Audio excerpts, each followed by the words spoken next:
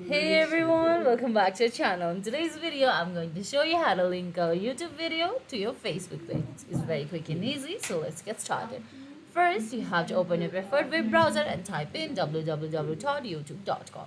Then you have to look for the video you want to link with your Facebook page.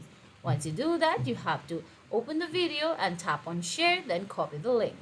Once you copy the link, now you have to go to the Facebook tab. You open that Facebook tab by typing in www.facebook.com. Then give your login details and log into your Facebook, and in the top right corner you can change between your page and your Facebook personal account.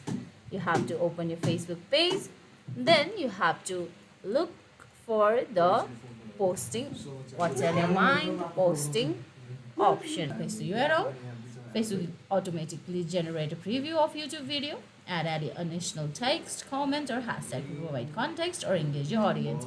And guys, that's it. That's how you link the YouTube video to your Facebook page. It's very quick and easy. If you found this video helpful, please give it a thumbs up, leave a comment, subscribe to our channel, and hit that bell icon. See you in the next video. Thanks for watching.